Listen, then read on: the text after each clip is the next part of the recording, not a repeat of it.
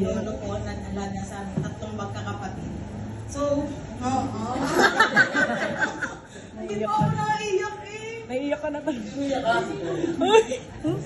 Naiiyak na siya.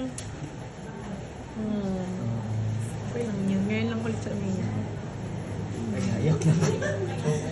Ngayon pati ako daladamay din. Nung masyadong tumatanda si Lolo, syempre, naging palyano na si Lolo.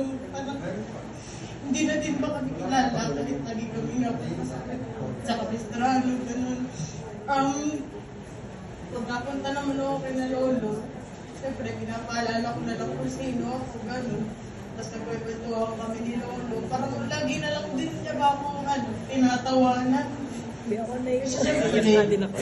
Nag-aasal kami ni Lolo. Parang wala na palaging mga asal-sal. Kunyari, magagalit-galitan si Lolo na. Magagalit-galitan si Lolo, sisigawan ako kunyari. Pero wala, nagtatawanan na lang kami.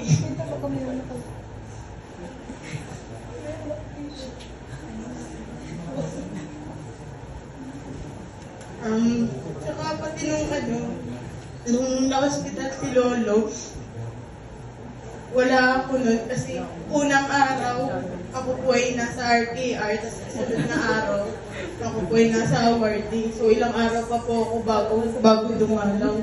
Ang ginawa ko na lang po pagbawi kay Lola ay magbantay at mag-alaga. Simula bata po kasi naalagaan namin tatlong magpapatid. Pag wala po yun, na-year tatay ko. So, ang ginawa ko na lang kung pagbawi kay Lolo habang nabubuhay, binantayan at ilalagaan.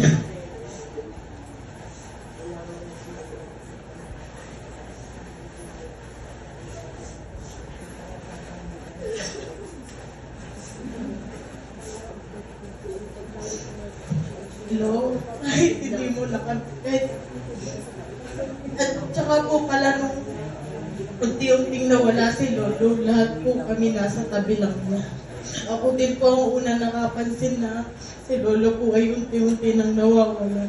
Kung hindi ko lang po sasabihin, pinamami na si Lolo po medyo nawawala na, hindi po namin malalaman.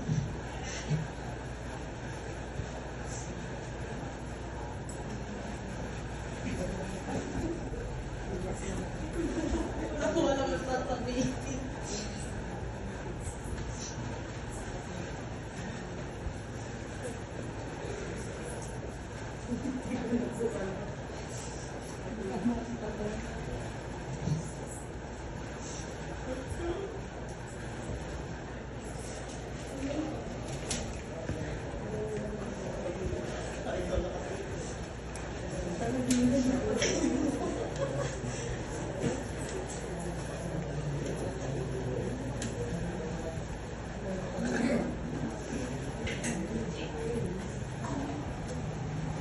Ano lang po, Lo, sobrang salamat kasi nalagaan mo kami.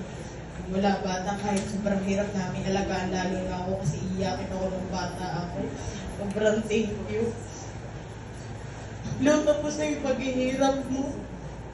Kita-kita namin yung paghihirap mo sa ospital. Alam namin ayaw mo pang mawala, pero wala din. Di kinain ng katawan mo. Puso lang ang malakas.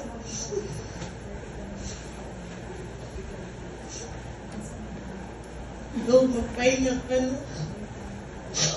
Mahal na mahal ka namin.